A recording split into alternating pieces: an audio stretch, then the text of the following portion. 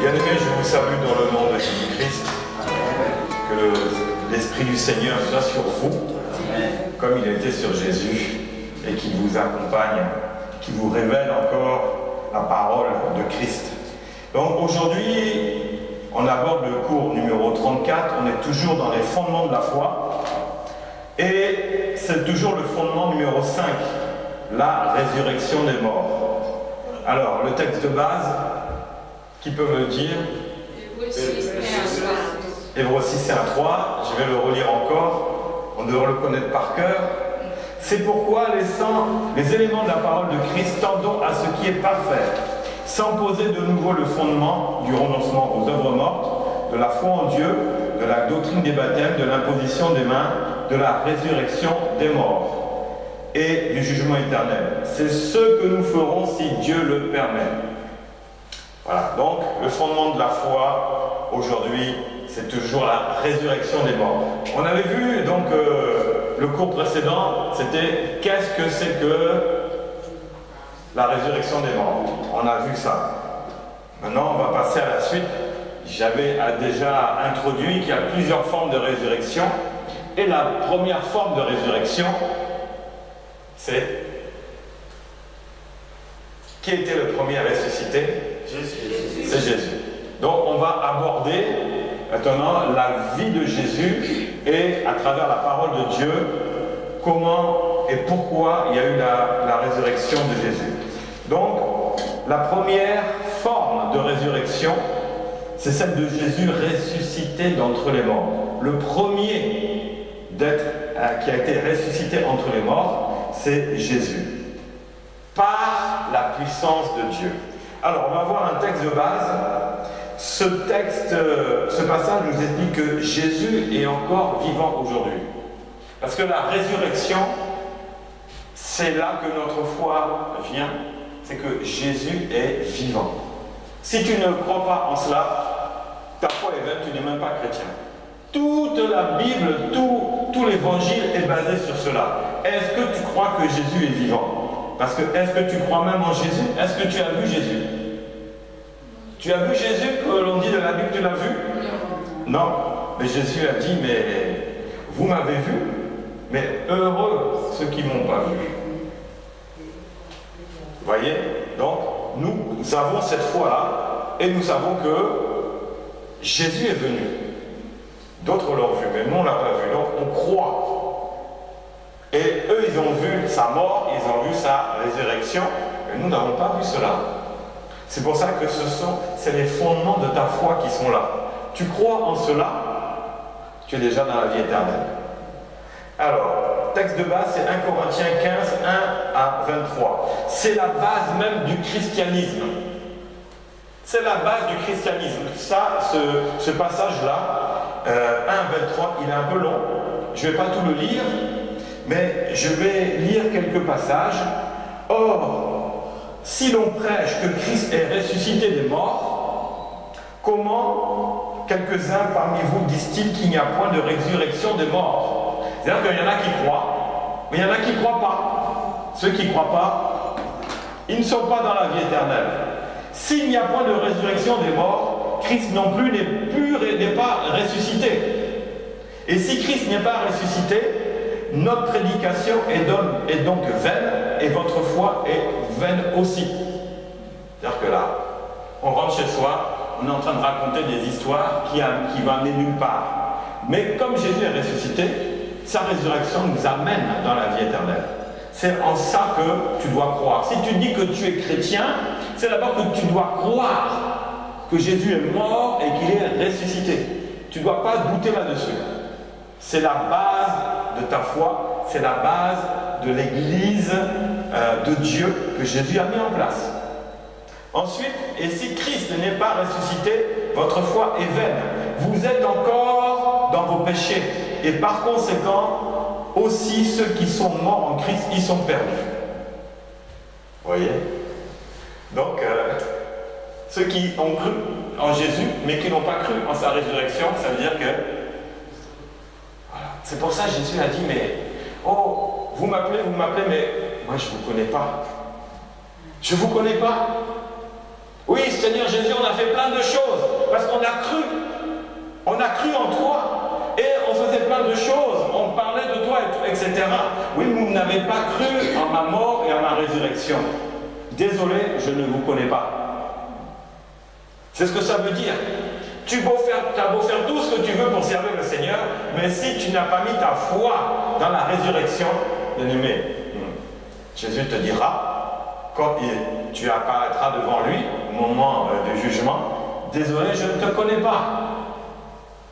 Alors, ensuite, mais maintenant, Christ est ressuscité des morts. Il est les prémices de ceux qui sont morts. Les prémices. Jésus, oui. Excuse-moi. Oui, sœur Laure. En fait, je n'ai pas compris la partie, il y a une partie que je n'ai pas bien compris. Parce que ceux qui ont cru, ceux qui croient en Jésus mais qui ne croient pas en sa résurrection, en fait, c'est ceux qui ont marché avec lui, ceux qui l'ont vu en son temps. Mais nous, de nos jours là, est-ce qu'on peut croire en Christ sans croire en la résurrection de Christ? Alors, croire, il faut savoir, hein, celui qui croira et qui sera baptisé sera sauvé. Donc, croire, ça inclut accepter tout ce que Jésus a dit. Oui. Si je crois une partie, ce n'est pas suffisant. Croire, c'est croire à la totalité de la parole. C'est, comme je le dis souvent, je le redis, croire, c'est accepter la parole, c'est accepter Jésus, croire en ce qu'il a dit, croire en ce qu'il a fait et croire en la parole qui est la Bible. Si on croit en cela, c'est-à-dire qu'on accepte tout cela, on est sauvé, il n'y a pas de problème. Mais celui qui croit à moitié, en fin de compte, il ne croit pas totalement, même il ne va pas se faire baptiser. Peut-être qu'il s'était fait baptiser d'une manière comme l'on connaît, comme les bébés, etc. Il ne va pas croire ça parce que lui, il croit profondément à ça. Mais en fin de compte, c'est un baptême qui a été trafiqué pour conduire les gens dans l'égarement, dans la mort spirituelle, ni plus ni moins. Donc, il faut croire à toute la parole. Il faut accepter la totalité. Celui qui n'accepte pas tout, je suis désolé, il est déjà condamné. Celui qui ne croira pas, il sera condamné. La condamnation, ben, c'est pas la vie éternelle, c'est le jugement éternel. Donc, il faut croire, accepter, c'est mettre en pratique du mieux que l'on peut. Si on arrive, on n'arrive pas, le Saint-Esprit est là pour vous conduire et vous aider. Et la prière est là aussi. Hein? Si deux s'accordent à demander quelque chose au nom de Jésus, cela sera accordé. Tu as besoin de quoi? Tu as besoin que ta foi soit relevée. Viens, on va prier ensemble. Que le Saint-Esprit réveille ta foi, réanime ta foi pour que tu marches dans la parole. Parce que de là, ça dépend aussi le salut. Hein, la Bible dit, travaillez à votre salut. C'est bon ou... Non, c'est pas bon? Tu veux encore une autre... Parce que tu as parlé de la résurrection. Oui. Croire en Christ et croire en la résurrection. Oui. Donc moi je disais que ceux qui étaient de l'époque de Jésus, eux ils ont cru en Jésus, mais oui. ils n'ont pas cru qu'il était ressuscité. Pas tous, si. Il y en a qui ont cru qu'il était ressuscité. Mais il y en a qui n'ont pas cru. Ceux qui n'ont pas cru, ils seront dans le jugement. Mais nous qui sommes venus après, oui. Forcément que nous, on croit en Christ, on croit qu'il est ressuscité. Oui. Oui. Ben, tout le monde ne croit pas qu'il est vraiment ressuscité. Il y en a qui peuvent douter. Même maintenant, les temps n'ont pas changé. Hein. Ce qui était hier et encore aujourd'hui, la parabole des 10 vierges, elle est toujours réelle. Il y en a 5 que Jésus viendra prendre, et il y en a 5, elles viendront frapper, et Jésus dit, mais je ne vous connais pas. Oui, Jésus, je ne vous connais pas. Même les temps actuels, c'est la même chose. Il y en a qui seront sauvés, et il y en a pour la vie éternelle, et il y en a qui iront pour le jugement éternel, c'est-à-dire un risque de mort éternelle. Parce qu'il y a 2 types de mort, la mort physique et la mort éternelle. Celle que nous avons, il ne reste plus que la mort physique. Si tu as vraiment reçu Jésus, tu acceptes la parole, tu crois qu'il est ressuscité, tu es sauvé. La Bible dit, si tu confesses le Seigneur de ta bouche et si tu crois dans ton cœur que Dieu l'a ressuscité des morts, tu es sauvé. Tu vois? Donc même maintenant, comme avant. Si tu confesses pas cela, si tu ne le dis pas de ta bouche, confesser c'est croire. Confesser c'est accepter. Confesser c'est vivre selon la parole de Dieu. À ce moment-là, tu crois dans tout, tu es sauvé. Mais il y en a dans le passé, ils l'ont vu, mais ils ne sont pas sauvés. Ils ne sont pas sauvés. Regarde encore un autre exemple, les 10 lépreux. Tous avaient été guéris, mais un est revenu vers Jésus, il est tombé à ses pieds, et il a commencé à adorer Jésus. Et Jésus lui a dit, mais tu as été guéri, maintenant tu es sauvé. Tu vois? Et les 9 autres, ils ont été guéris, mais ils ne sont pas sauvés. La Bible ne parle pas de cela. Ils ne sont pas sauvés. Donc le salut n'est pas automatique parce que j'ai vu Jésus ou j'ai pas vu Jésus. C'est tout dépend de la relation que tu as avec lui, passé parce qu'il était physiquement présent sur cette terre, mais même malgré ça, il y en a qui ont été sauvés, d'autres qui n'ont pas été sauvés. Et même maintenant, on ne le voit pas, mais il peut se manifester. Pour ceux qui le cherchent réellement de tout cœur dans la prière, dans le jeûne, eh ben, il va se manifester. Même en se manifestant, ça dépend de toi si tu crois ou pas. Tu peux même l'entendre. Vous savez, tu entends Dieu, tu vas te dire, oh là, ça c'est mon rêve absolu, c'est que j'entends la voix de Dieu. Ok, tu le désires, tu vas l'entendre. Mais quand tu l'entends, oh là là, ça te secoue la foi parce que tu l'as entendu audiblement. Mais le temps passant, tu vas redevenir comme avant. Le miracle s'est produit dans ta vie, tu as été guéri, le temps passant, tu vas même oublier ce miracle parce que tu vis avec, c'est normal. Vous voyez? L'action de Dieu doit être préservée. Travailler à votre salut. La guérison, c'est un miracle. Bon, ok. Mais c'est pas ça qui t'amène au salut. C'est pas ça. Il faut croire. Croire, c'est accepter toute la parole. Ah, j'en connais, je crois, mais je ne veux pas me faire baptiser parce que j'ai été baptisé catholique à l'âge de 6 mois. Oui, mais la Bible dit quoi? Est-ce que tu t'es repenti avant de te faire baptiser?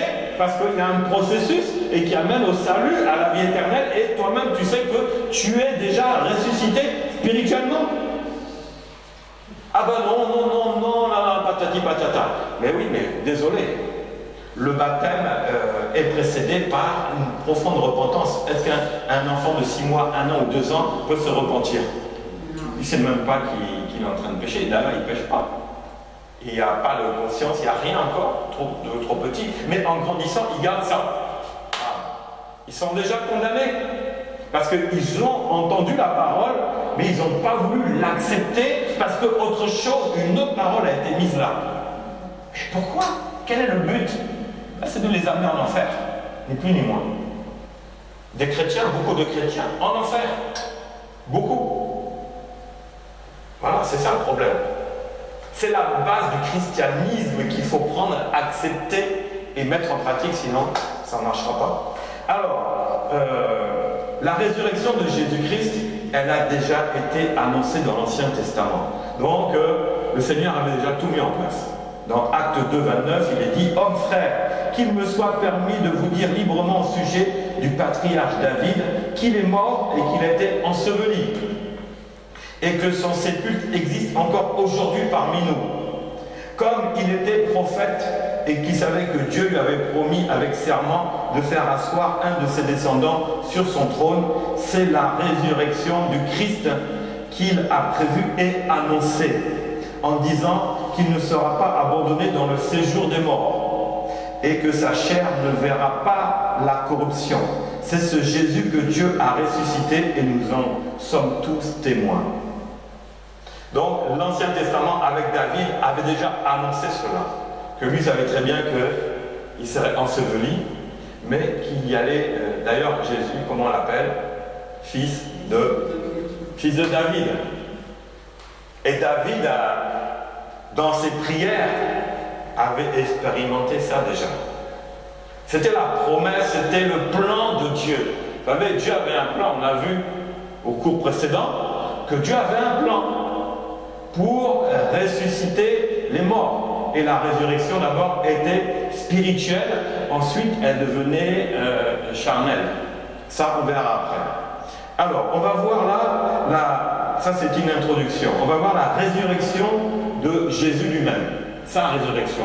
Vous connaissez, vous avez lu donc, le Nouveau Testament, vous savez comment Jésus est ressuscité. Bon, on va voir ça. Alors, dans Jean 2, 19, Jésus leur répondit, « Détruisez ce temple et en 3 jours je le relèverai. » Et les Juifs dirent, « Il a fallu 46 ans pour bâtir ce temple et toi en 3 jours tu le relèveras. » Mais il parlait du temple de son corps. C'est pour ça, lorsqu'il fut ressuscité des morts, ses disciples se souvinrent de ce qu'il avait dit. Et ils crurent à l'écriture et à la parole que Jésus avait dite. Vous voyez, déjà à l'époque, Jésus annonçait beaucoup de choses à venir, mais c'était caché. C'était vraiment caché. Jésus allait annoncer sa mort, il allait annoncer qu'il allait descendre dans les séjours des morts et qu'il allait être ressuscité. Ça, c'est la première chose. Jésus parle de quoi? Il parle de son corps. Parce que détruisez ce temple, détruisez-moi. Comment? Détruisez quoi? Le corps. On détruit le corps. Donc Jésus savait que ce corps-là, c'était un corps terrestre provisoire. Quand tu te regardes, tu sais que tu es provisoire. Et plus les années passent, tu te regardes en train d'évoluer. La vieillesse, tu rentres vraiment au fur et à mesure de la vieillesse, tu commences à voir ta peau, même ton corps qui commence à fatiguer. Mais Jésus a dit non, non. Essayez de détruire ce temple. Le temple, tu es le temple du Saint-Esprit qui a reçu Jésus, n'est-ce pas? Tu es une tente, tu es une enveloppe. Mais Jésus a dit, je le relèverai. Donc si c'est ce qu'il a dit pour lui, c'est qu'il le dit pour qui aussi? Pour nous. Voilà. Quand le moment sera venu, Jésus va relever ton corps. Eh oui, ton corps va être relevé. Ça on verra plus tard. Parce qu'on va rentrer un peu plus en profondeur. Alors, Jésus, quand il annonce sa résurrection, il dit quoi? Il dit qu'il est le chemin. Le chemin qui amène où? À la vie éternelle. Il est la vérité. Dans la vérité, ça conduit à la vie éternelle. Et il est la vie. Quelle vie? La vie éternelle. Jésus déjà a annoncé la vie éternelle. Alors, il y a plusieurs, Jean 14, et Jésus annonce encore que un corps, il faut qu'il habite quelque part. Toi, tu habites quelque part, non? Tu as ta maison. Si tu n'as pas de maison, tu seras logé. Mais tu ne peux pas rester dehors. Même les SDF qui n'ont pas de maison, mais la nuit, ils s'arrangent pour dormir quelque part. Normalement. Il y a plusieurs demeures dans la maison de mon Père. Si cela n'était pas, je vous l'aurais dit. Je vais vous préparer une place. Et lorsque je m'en serai allé et que je vous aurai préparé une place, je reviendrai, je vous prendrai avec moi, afin que là où je suis, vous y soyez aussi. Et vous savez où je vais et vous en savez le chemin. Thomas lui dit, Seigneur, nous ne savons même pas où tu vas. Ah, Thomas, c'était un cas. Hein. Mais il y avait des Thomas à l'époque, tu vois. Jésus était là, mais Thomas incrédule. C'était à l'époque. Mais Jésus l'a sauvé, quand même. Dans le ministère de résurrection de 40 jours, Jésus est parti voir Thomas. Parce qu'il ne pouvait pas laisser Thomas apôtre. Même un apôtre, hein, voyez, le jour où tu seras dans un ministère, tu peux douter, hein. Mais le Seigneur va t'enlever de ce doute-là. Parce que tu ne peux pas servir Dieu et douter de Jésus. C'est pas possible. Alors, Thomas lui dit, Seigneur, nous ne savons même pas où tu vas. Donne-nous l'adresse où tu vas. Non, c'est pas écrit. Est-ce que tu peux me donner ça? Je vais mettre sur mon GPS. Non, même pas. Il va le dire. Le GPS, là, il ne marche pas là-haut. Alors, comment pouvons-nous en savoir le chemin? Ah, voilà. Thomas commence à s'intéresser. On ne sait pas où tu vas, mais on veut connaître le chemin. Là, tu vois, ça commence à répondre un peu à tes questions. Hein. Il faut chercher le Seigneur de tout son cœur. Donc lui, dans son incrédulité, son cœur commence à vibrer. Il dit non, non, non, non. Il faut que je sache où il va parce que là où il va aller moi aussi. Parce qu'il a dit, il y a des maisons. Donc Thomas dit, mais moi j'aimerais bien aussi connaître la maison que Jésus a préparée pour moi. Peut-être qu'il habitait dans une petite maison, on ne sait pas, et Jésus lui promet monts et merveilles. Mais moi je veux connaître le chemin qui amène à aider. Parce qu'attention, il a parlé d'une demeure. Une demeure. Alors avant ils habitaient dans des maisons, et là on parle d'une demeure. La demeure c'est plus qu'une maison. C'est comme on va dire un palace, quelque chose une belle demeure. Hein. C'est pas petit une demeure. Quand on dit tu habites où? Dans un appartement. Et si tu dis non, moi j'habite dans une demeure, reste tout de suite.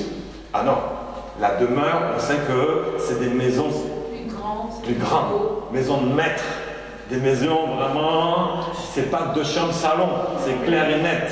C'est des pièces jusqu'à, tu sais pas. Donc, Jésus lui dit, je suis le chemin, la vérité, la vie. Nul ne vient au Père que par moi. Si vous me connaissiez, vous connaîtriez aussi mon Père, et dès maintenant, vous le connaissez et vous l'avez vu. Alors, donc là, il s'est adressé à Thomas.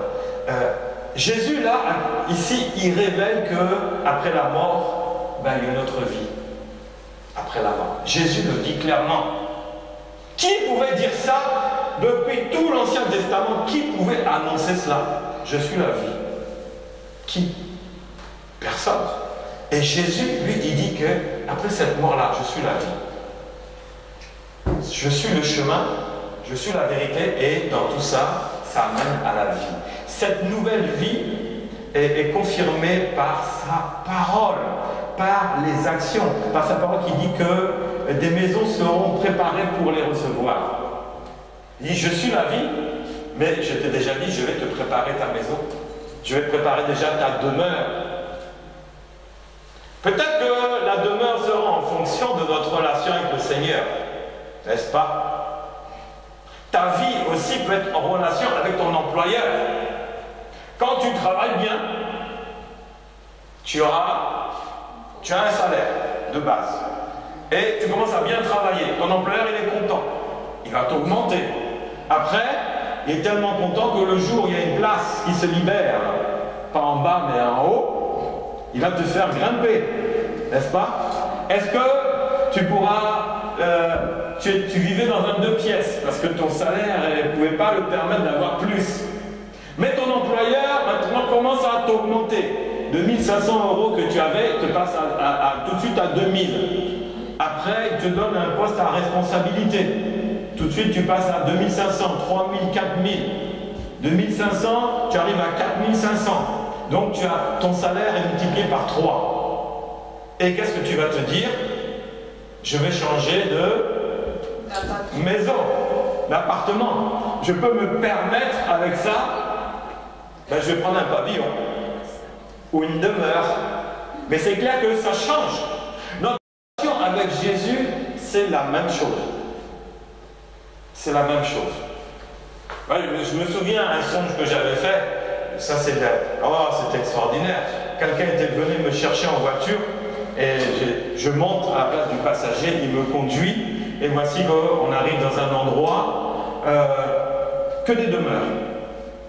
Des belles villas, des villas costauds, style paladéen, c'est un peu méditerranéen, c'est très joli, très très beau. Elles sont clôturées avec des massifs d'arbustes, etc., grand jardin, et on les voyait comme ça, elles étaient toutes pareilles. Et on arrive sur une grande place, gravillonnée, et voilà, on se gare, il descend, et puis il dit, ici c'est ta maison. Mais quand j'ai vu la maison, je dis non, ça c'est la maison des milliardaires, des stars, des milliardaires. Une maison, pas possible. Ça, on peut dire ça, c'est demeure. Ah oui, c'est clair, tu rentres, c'est magnifique, tout est propre, tout est neuf. C'est comme dedans, tout est vivant. C'est vivant, tout vit. Et j'ai dit, et quand je me suis réveillé, j'ai dit, je suis mort, je vais mourir. Parce que le Seigneur, je sais que c'était lui qui était venu me chercher en voiture, et il m'a montré ma maison au paradis. J'ai dit, aïe, c'est mon heure. La maison était prête. Elle était prête. Je suis rentré dedans, j'ai mangé dedans, tout. j'ai vu l'entrée, j'ai pas tout vu les pièces, mais j'ai vu que l'entrée, la cuisine qui était aussi grande que ça. Vous vous rendez compte? Telle maison de 1000 mètres carrés avec une cuisine qui en fait 4 mètres carrés. Parce que là-bas, tu n'as pas besoin de cuisiner. Tu dis, la chose arrive. La cuisine ne sert à rien. Mais c'est ça la foi. Dieu, la nature de Dieu, c'est la foi. Ayez foi en Dieu. C'est ça qui compte. Hein? Donc, c'est comme ça qu'on vivra. Tu penses à la chose et la chose arrive. Dieu veut que, Jésus a dit, ayez foi en Dieu. Il faut que sur cette terre-là, tu penses la même chose. C'est-à-dire que Dieu te prépare à ce que tu vas être plus tard. Ici, c'est l'école de la foi. Tu es sur cette terre, c'est l'école de la foi. Parce que Dieu, c'est la foi. Il dit la chose et la chose arrive. Il a dit que, il a parlé des cieux, il a fait les cieux, il a fait la terre, il a fait les océans, il a dit. C'est comme ça. Tu dois dire les choses. Et les choses se manifesteront. Même s'il y a des choses compliquées qui vont s'opposer, je suis convoqué au tribunal parce qu'on m'a accusé à tort. Oui. Eh bien vas-y, c'est pas grave. Mais tu as foi en Dieu, etc. Et tout, quand tu arrives, tu es convoqué à 10 heures et on te reçoit à 10 heures.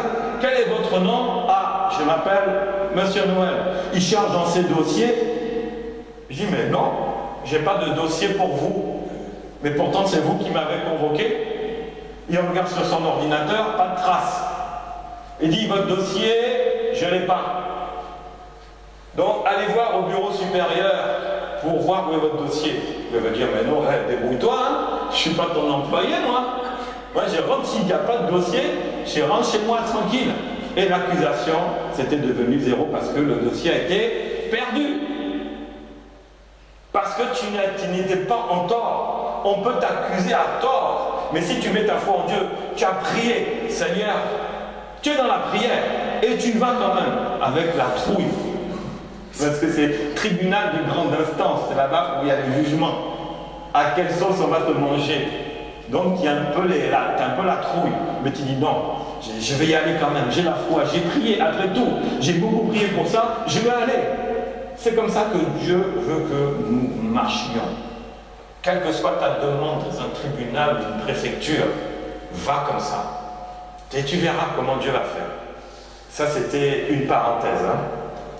Mais c'est comme ça qu'il faut vivre. Donc, cette maison, quand je me suis réveillé, je l'ai vue, j'ai dit, je suis foutu. Et le Seigneur m'a dit, mais non, regarde le parking. Le parking était immense. Tu peux garer 100 voitures là-bas. Il n'est pas fini encore. La maison n'est pas finie, t'es tranquille, attends. C'est pas ton heure. Donc là, j'étais rassuré parce que le cœur, il fait boum, boum, boum, boum. Ah, ça. Bon, je me disais, c'est pas grave. Je connais ma demeure. Donc, c'est-à-dire que j'ai ma place. Demande à ce que le Seigneur te montre aussi ta place. Est-ce que tu as réellement une place ou pas? Il faut se poser la question. Est-ce que j'ai une place au paradis? On a entendu avant-hier, oui, ton nom est inscrit dans le livre de vie. Oui, mais le nom peut s'effacer aussi. Ce n'est pas de nom indélébile. Si Dieu a dit j'enlève cela, il enlève. Donc c'est par rapport à quoi? C'est par rapport à nous-mêmes. Donc ça vient aussi. Ce n'est pas automatique, ça dépend. La vie éternelle, hein, bien aimé, ça dépend de ce que tu vas faire ici. C'est fondamental. La Bible dit, vous êtes des étrangers, des gens, des voyageurs, des gens de passage sur cette terre. Donc c'est fondamental. Alors,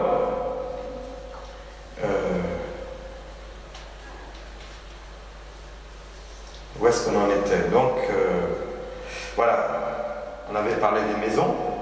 Ensuite, la résurrection de Jésus.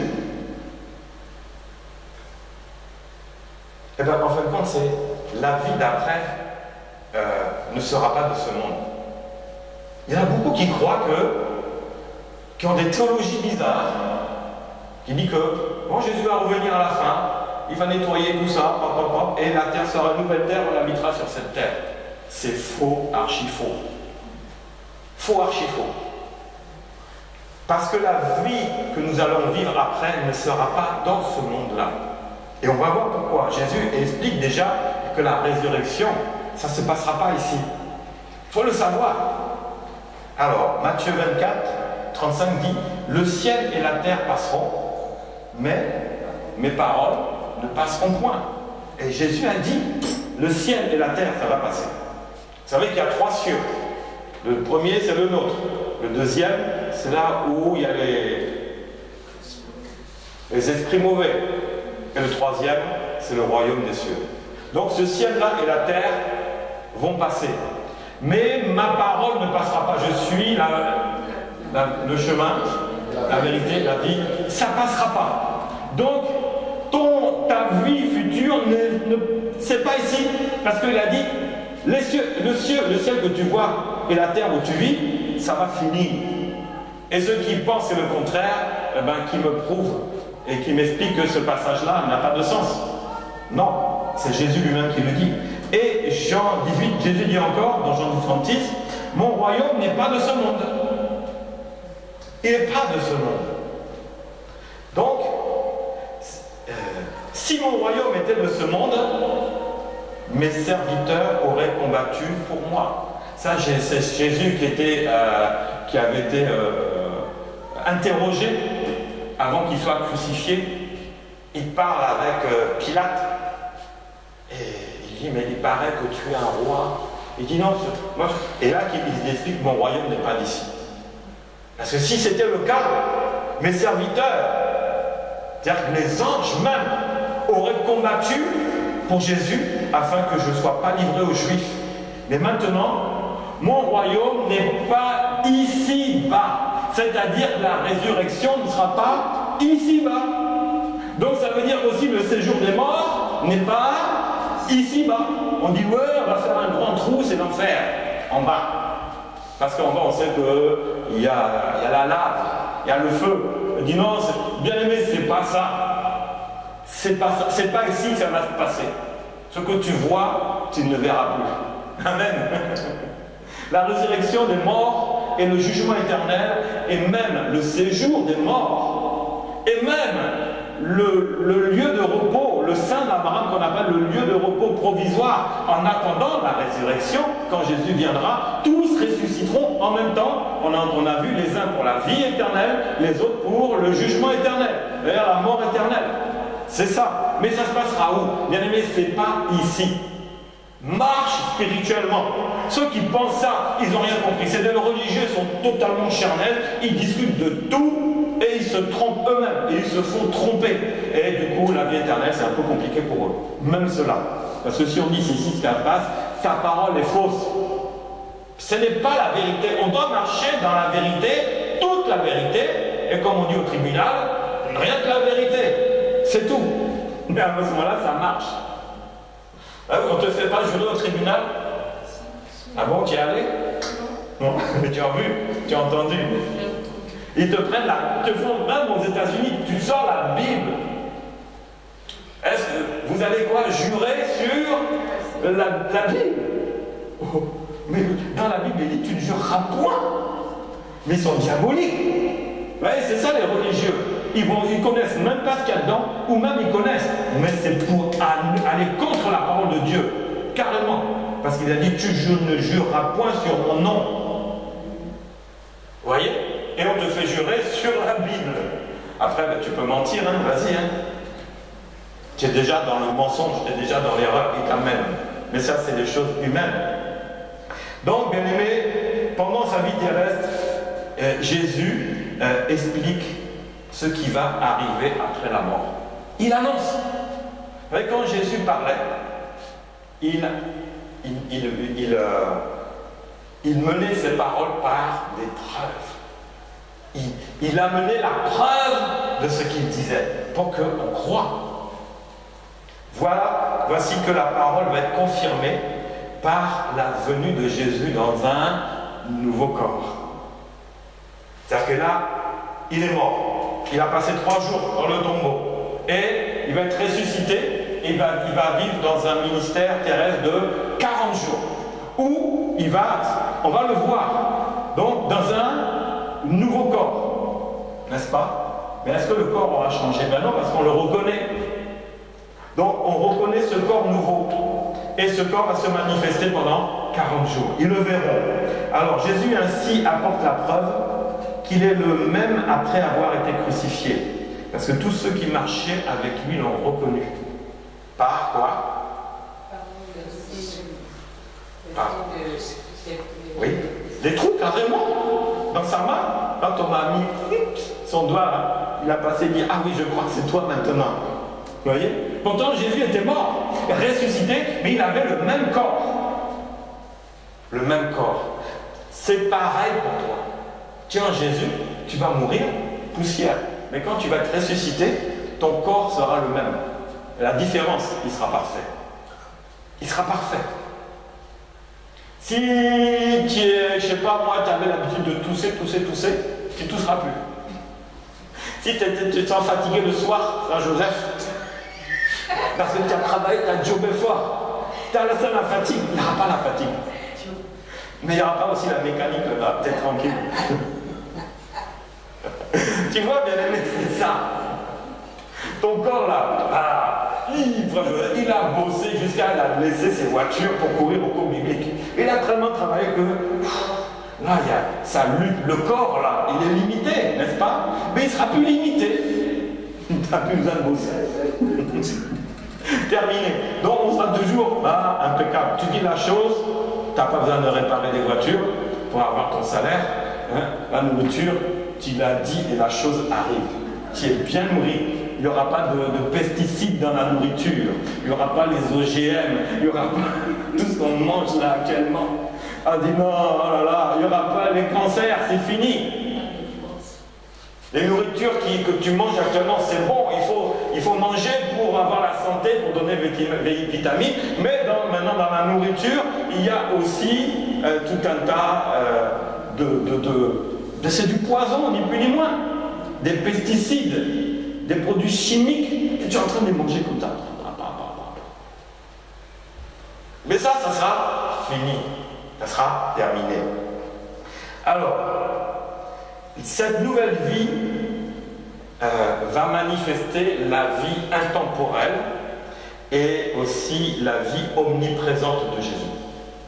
Et on va voir que Jésus ressuscité n'est plus limité dans le temps, n'est plus limité dans les déplacements. Une porte, avant Jésus l'ouvrait, maintenant, passe à travers. C'est quoi ce corps? Jésus n'a pas besoin. La Bible dit qu'ils étaient tous enfermés, ils étaient là, les apôtres, mais Jésus, il passe à travers la porte, ils étaient étonnés. On va voir cela. Donc, son nouveau corps n'est plus soumis à l'ancien corps. Notre nouveau corps ne sera plus soumis à l'ancien corps. Ça sera fini. Je me réveille fatigué le matin, je mets du temps à démarrer, comme les diesels, là, pour que ça chauffe pour avancer, il faut du temps. Après, tu as la forme à 16h, tu commences à être en forme. Non, ça c'est fini. Ça ne marchera pas. Le nouveau corps n'est plus soumis à ce que tu es. C'est terminé. Gloire à Dieu, tu peux être content, non? Parce que chaque corps a un problème, n'est-ce pas? Il n'y en a pas un. Corps parfait, ça n'existe pas. Même les milliardaires, avec leur argent, ils ne peuvent pas arranger ça. Il y en a même qui font, même pour s'arranger, ils font la chirurgie esthétique pour devenir parfait, mais ils deviennent tellement ils ont faim. On a vu certains, voilà, qui est connu, le plus connu, Michael Jackson, jusqu'à il avait même changé de couleur. Il était devenu gris. Voilà. De noir, il avait une belle peau, un beau teint, une belle couleur, mais dans sa tête, ça ne marchait pas. Et il a voulu transformer. Mais ça ne marche pas, il ne faut pas transformer. Dieu va transformer ton corps après en un corps parfait. C'est tout. Il ne faut pas le chercher plus loin. Il n'y a plus de limites matérielles et terrestres dans le corps de Jésus qui était manifesté 40 jours. Bien aimé, c'est pour montrer que ce qu'il a dit, ce qu'il a fait, si toi tu crois à cela, toi aussi tu vivras cela. Tu auras un corps. Dans la résurrection des morts, tu auras un corps parfait. Là, c'est en introduction parce qu'on parlera de ça plus tard. Alors, donc avec ce corps, il n'y a plus aucune porte qui résiste à Jésus. Et il n'y a plus aucune distance qui résiste à Jésus. Et il a manifesté. C'est écrit, bien aimé. Pour que tu le crois, Jésus a dit, il le fait. La parole s'accomplira. Et la parole s'est accomplie. Jean 20, le soir de ce jour, qui était le premier de la semaine, les portes du lieu où se trouvaient les disciples étaient fermées à cause de la crainte qu'ils avaient des Juifs. Et Jésus vint, il se présenta au milieu d'eux et leur dit que la paix soit avec vous. Vous voyez, la porte était fermée et Jésus est venu quand même. Mais comment? Et il passe. Le corps spirituel, même qu'on voit physiquement, ne peut pas être soumis à ce qui est ici terrestre et charnel. C'est pas possible. Tu te sens limité un jour, dis-toi, tu ne seras plus limité, tu seras illimité. Amen. Illimité. Alors il y a un long passage, c'est Luc 24, du verset 13 à 30, je ne vais pas tout le lire. Il s'agit de deux disciples qui, après la mort de Jésus, sont retournés dans leur ville à Emmaüs, qui était à peu près 8 km. Donc ils ont marché, et tout d'un coup, sur le chemin, ils rencontrent qui? Un homme. C'est Jésus, mais ils ne l'ont pas reconnu, parce qu'ils ne le connaissaient pas. Vu que dans son corps, comme il a repris le même corps, parce que les disciples l'ont reconnu, donc ces disciples-là n'avaient pas vu Jésus, ils avaient entendu parler de Jésus, et ils avaient cru en Jésus. Même chose. Parce que même Jésus à l'époque, tout le monde ne le voyait pas. Parce qu'il y avait du monde, il y avait des villages, etc. Beaucoup entendaient la parole, beaucoup ont cru, sans le voir déjà à l'époque. Parce qu'il n'y avait pas les trains, les TGV, les voitures, les motos, etc. Donc Jésus se déplaçait selon, avec tout le temps que ça pouvait prendre, quoi. Et donc c'est qu'en 3 ans, il n'a pas pu tout voir tout le monde. Et tout le monde ne l'a pas vu. Il y en a aussi qui étaient incrédules. Ah, j'ai entendu dire, ah, la femme samaritaine, ah oui, tu as dit que tu as rencontré le Messie. Mais il y en a qui sont venus, mais il y en a qui sont restés et ils ont cru. Ils n'ont pas vu Jésus, mais ils ont cru. Et donc certainement, 2 disciples comme ça, ils rentraient à Emmaüs. À Emmaüs, ça veut dire pauvreté, misère. Et Jérusalem, ça veut dire capitale de la paix. Vous voyez un peu? C'était des pauvres avant qui étaient à Emmaüs. Il y a des noms là, il y en a qui utilisent des noms, mais c'est grave. Il ne faut pas utiliser Emmaüs. Parce qu'Emmaüs est attaché à la misère, à la pauvreté, etc. Il ne faut pas utiliser ces mots-là. Il faut utiliser des mots qui sont porteurs de bonnes choses. Hein? Tes parents, ils vont t'appeler pauvreté quand tu nais? Est-ce que tu as quelqu'un qui a entendu un nom? Oh là là, mon bébé, là, je vais t'appeler pauvreté. Misère. Vous avez entendu ça, non? Ben, il y a une dame qui a fait. Non, ça n'existe pas. Si?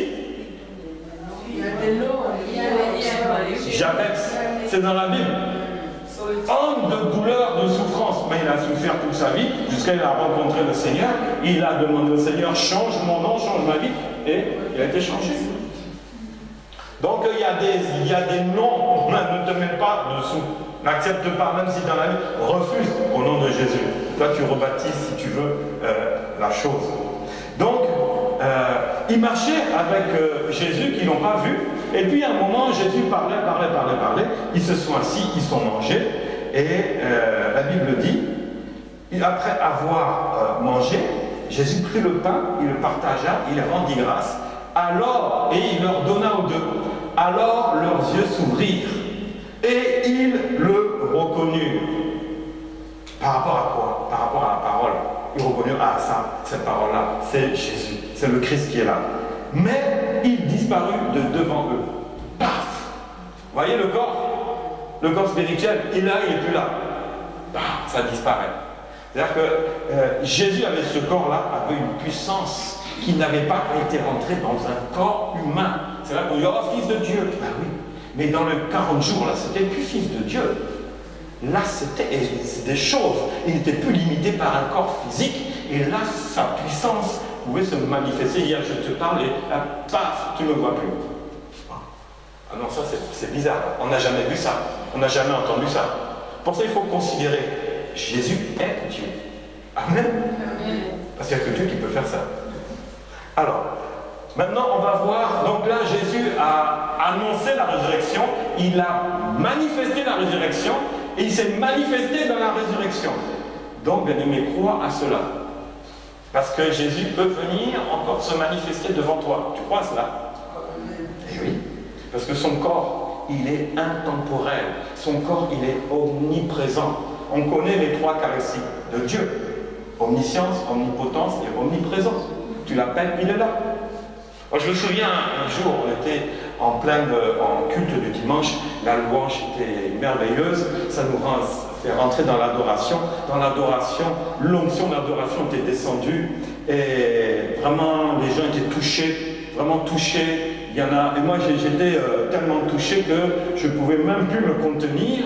Et tout d'un coup, quand j'avais les yeux fermés comme ça, je voyais un arbre, la pelouse, l'herbe, et un homme tout en blanc qui s'accroupissait et qui cueillait la fleur. Alors là, déjà, j'étais touché, mais quand j'ai eu cette vision-là, alors là, ça, c'était même la parole, là, je ne voulais plus. Je ne voulais même plus entendre la prédication. Pourquoi? Je savais que j'avais vu Jésus. Et là, pour moi, le culte s'était arrêté là. J'ai vu Jésus. J'ai dit, mais après, dans mes pensées, je lui parlais. Je dis, Seigneur, pourquoi tu t'es accroupi pour prendre cette fleur-là? C'est quoi cette fleur? Il dit, mais c'est ton adoration.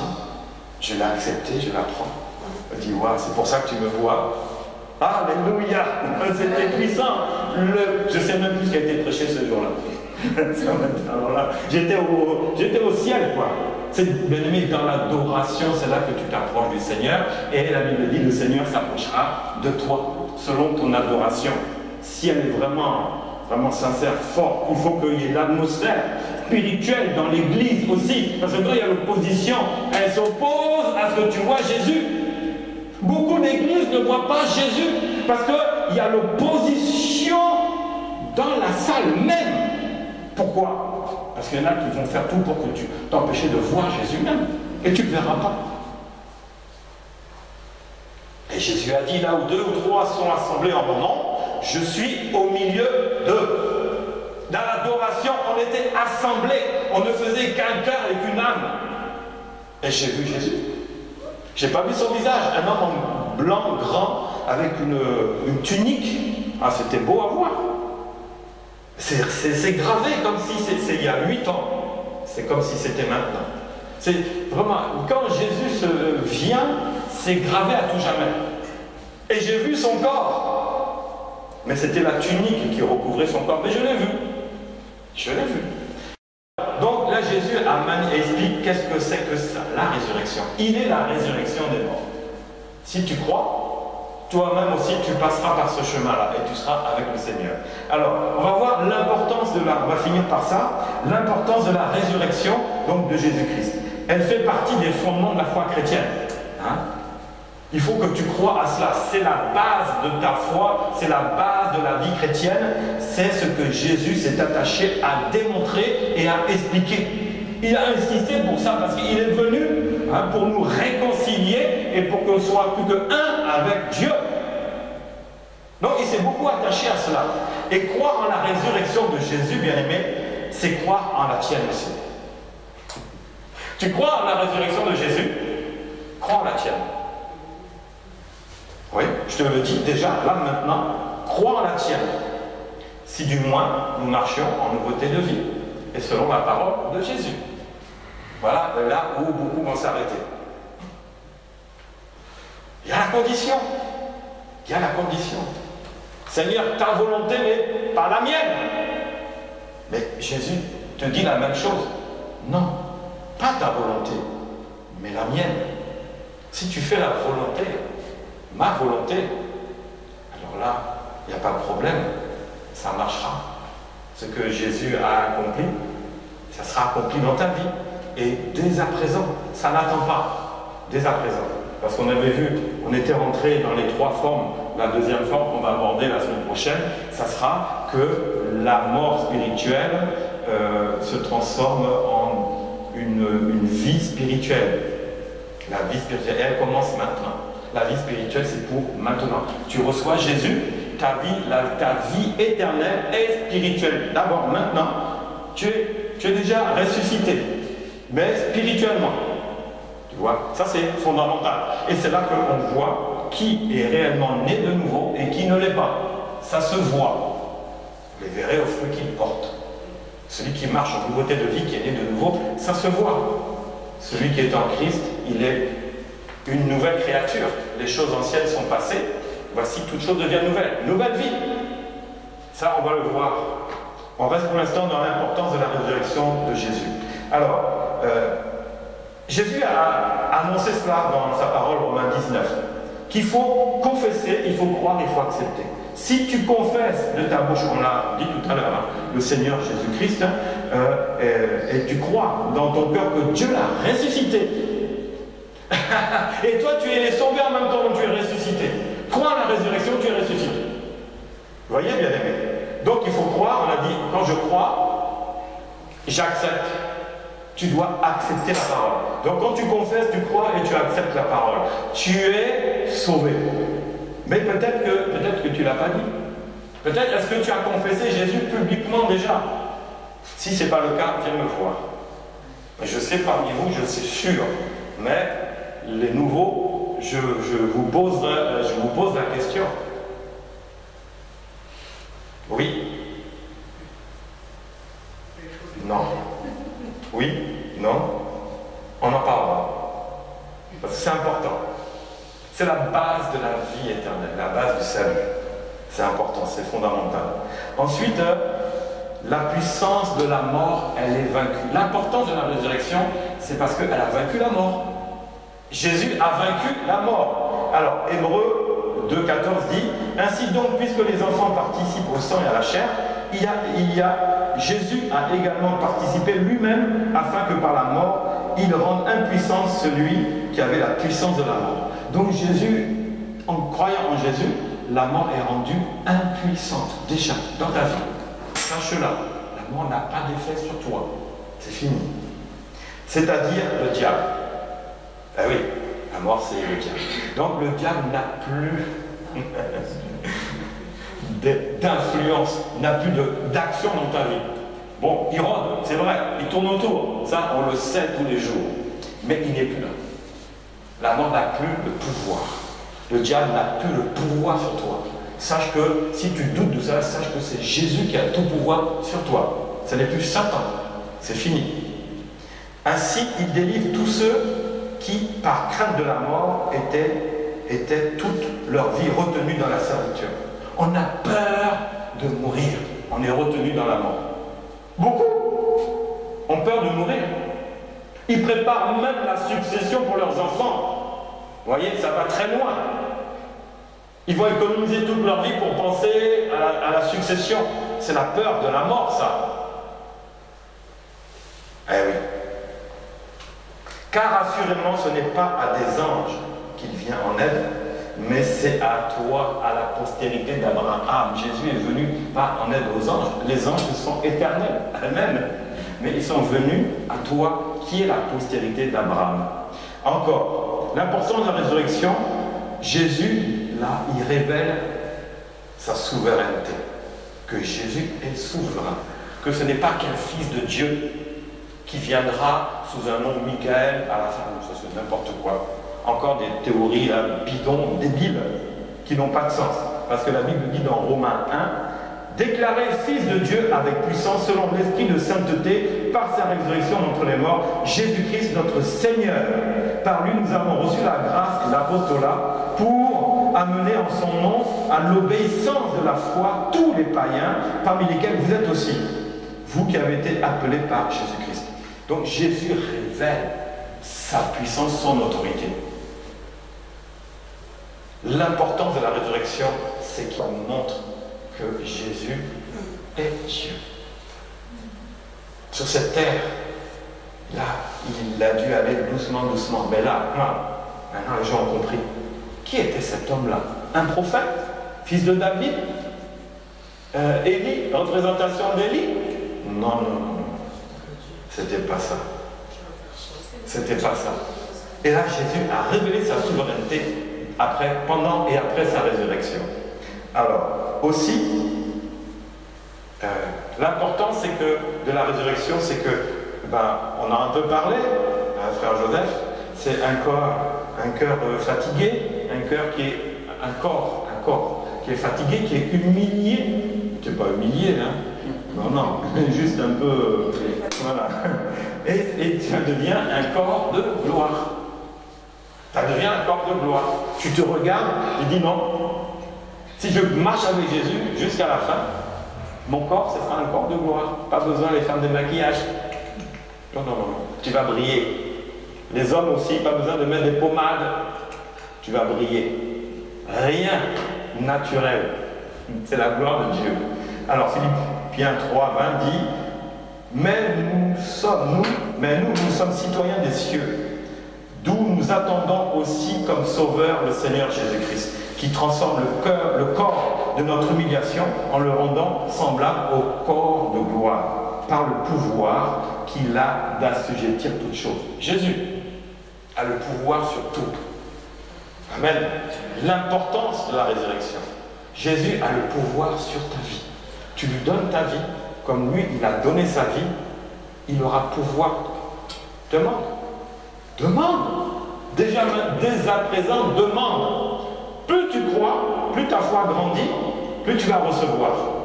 Il croit dans les bénédictions, la grâce de Dieu et la faveur de Dieu. Amen. La grâce et la faveur, c'est pour toi-même. Les bénédictions, c'est pour ton corps. Voyez? Donc le Seigneur, il a tout assujetti. Toute chose est pour toi. Alors, je vais finir par ce que tu avais dit dans l'exhortation. Le salaire du péché, c'est la mort. Mais on va dire quoi? La mort éternelle. Je rajoute ça parce que c'est ça. Le salaire du péché, c'est la mort éternelle. Mais Dieu nous a gratuitement donné la vie éternelle. Voyez? Tout sera éternel. Et tu choisis quoi? En Jésus-Christ, tu as la vie éternelle. Tu continues à marcher dans le péché. Je reviens, la dernière fois, elle avait fini sur ça. Mais je remets une couche. C'est normal. Parce que le péché, même si on n'est plus des pécheurs, mais nous sommes des chrétiens qui peuvent commettre des péchés. La nature de pécheur a disparu. Est-ce que tu sais que tu es pécheur ou pas? Ma sœur, est-ce que tu es une pécheresse ou pas? Ben non. Comme tu as pris les cours en route, tous ceux qui ont suivi les cours savent que je ne suis plus un pécheur. J'ai la nature de Christ. Est-ce que Christ était pécheur? Non. Non. Christ en moi, l'espérance de la gloire. Donc, l'espérance de pécheur, là, c'est mort. C'est fini. Donc, il faut savoir, c'est pour ça, reprenez les cours. Là, je fais des petits rappels pour nous rappeler que, oh, priez pour nous pauvres pécheurs. Non, non, tu n'es plus dedans. Tu n'es plus dedans. Je ne suis plus un pécheur, je n'ai plus la nature de pécheur en moi, j'ai la nature de Christ en moi, qui est mort, qui est ressuscité. Alléluia. J'ai ça en moi. Mais oui, on peut commettre des péchés. Mais j'aime pas utiliser le mot péché, je préfère dire erreur. Parce que le péché, on a tellement entendu ça que on te condamne en même temps. Tu as péché, tu prends ça comme le mot, c'est comme une condamnation. Oh là là, Seigneur, j'ai encore péché. On s'en veut, on culpabilise. Moi, j'enlève le péché. J'ai commis une erreur. Seigneur, pardonne-moi. Voilà, c'est ça la différence. J'étais pécheur, je fais des péchés comme je veux. Mais je n'ai pas la conscience de demander pardon ou vouloir chercher à arrêter ces péchés. Parce que c'est la nature de pécheur. Mais là, en Jésus-Christ, je commets une erreur, donc un péché. J'ai la conscience maintenant qui dit, tu regardes ce que tu as fait, demande pardon. Vous voyez la différence? Avant, on n'avait pas cette conscience. Parce que la conscience, ça fait partie de l'esprit humain. Qui peut me dire les 3 fonctions de l'esprit humain? Qui s'en souvient? Alors, ça fait longtemps, c'était cours numéro 4 ou 5. Aïe, aïe, aïe. Bon, on passe, c'est pas grave. Regardez ça quand vous rentrerez à la maison. Voilà. Il n'y a pas le discernement dedans aussi? Il n'y a pas la communion aussi dedans? C'est les 3. Voilà, c'est ça. C'est les 3. Ça, c'est l'esprit humain. Et donc, notre esprit nous amène à nous convaincre de ce qu'on a fait n'était pas bon. Pourquoi? Mais parce que tu as la vie éternelle. Et le Saint-Esprit veut te garder dans cette vie éternelle pour que ta résurrection soit au paradis. Vous voyez? Donc, c'est pour ça qu'il faut confesser, il faut prier, il faut demander au Seigneur que tu deviennes une nouvelle créature. Les choses anciennes sont passées, toutes choses sont devenues nouvelles. Mais les péchés, ils peuvent. Mais soit on résiste au péché, résistez au diable et il fuira loin de vous. Tu résistes au péché, le péché il fuira loin de toi. Mais comment? Comment? La Bible dit, je peux tout par celui qui me fortifie. Est-ce que c'est par toi-même? Non. Tu es le temple du Saint-Esprit. L'Esprit du Seigneur était sur Jésus. L'Esprit du Seigneur était sur les disciples. L'Esprit du Seigneur sera sur toi. Parce qu'il est le même hier, aujourd'hui, éternellement. C'est lui qui te conduit et qui te rappelle et qui t'annonce les paroles de Christ. Et c'est le même Esprit là, qui est là à parler pour te dire ça. Repens-toi, demande pardon. Parce que le plus important, c'est que tu aies l'assurance de ton salut. L'assurance de la vie éternelle. Donc je finis par ça, simplement pour dire, entre le cours passé et celui-là, je n'ai pas parlé de ça, mais regarde toi-même, qu'est-ce qui s'est passé? Est-ce qu'il n'y a pas des petits trucs qui sont venus là? Mais en même temps, tu as demandé pardon, Seigneur, si tu as oublié. Non, tu ne peux pas oublier, parce que le Saint-Esprit t'amène à demander pardon. Parce qu'il ne faut pas que ta vie éternelle soit abîmée. Sinon, non. Dieu, vous savez, une personne qui est née de nouveau, la Bible dit dans le royaume des cieux, ils font la fête, ils font la super fiesta. Parce que tu es sauvé. Ils vont tout faire pour te garder sauvé. Et donc, c'est l'Esprit du Seigneur qui te couvrira. Mais comment? Il faut que, c'est comme Acte 2. Nous sommes une église de la Pentecôte. On n'est pas les églises de Pentecôte, Assemblée de Dieu. Non, ceux-là, ils ont vécu la Pentecôte, maintenant là, ils sont endormis dans leur parler en langue et leur traduction, ça s'arrête là. Mais au début, c'était vraiment le Saint-Esprit qui descendait. Et l'Église des derniers temps doit vivre cela. Ça va garantir ton salut, bien aimé. Et les églises de Pentecôte, vous croyez que ceux qui sont dedans, ils ont l'assurance de leur salut? Pour certains. Pas pour tous, même les pasteurs, même pas sûr. Ça, je vous le dis, hein, j'en entends des vertes et des pas mûres. Je dis, Seigneur, tu as dit vraiment dans ta parole. En vérité, tu dis, vous dites Jésus, mais moi, je ne vous connais pas. C'est grave. Là, bien-aimé, je viens encore t'amener dans ces pensées-là. Garde ton salut plus que tout.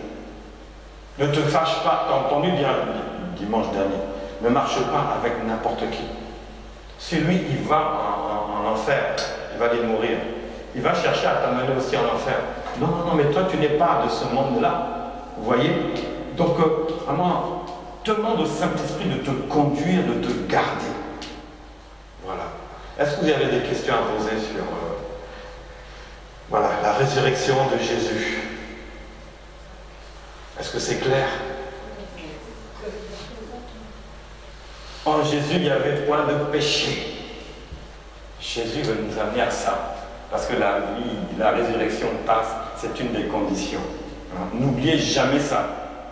La vie de sanctification. Je suis sauvé gratuitement. En confessant Jésus, je suis sauvé. Mon esprit est sauvé, il est ressuscité déjà. J'ai la vie éternelle, spirituelle. Là déjà c'est fait. Mais après, la sanctification, c'est pour quoi? L'âme et le corps. Ça, il y a un prix à payer pour ça. C'est pas gratuit, il y a un prix à payer. Voilà, donc s'il n'y a plus de questions, voilà, c'est terminé. Que Dieu vous bénisse. Amen.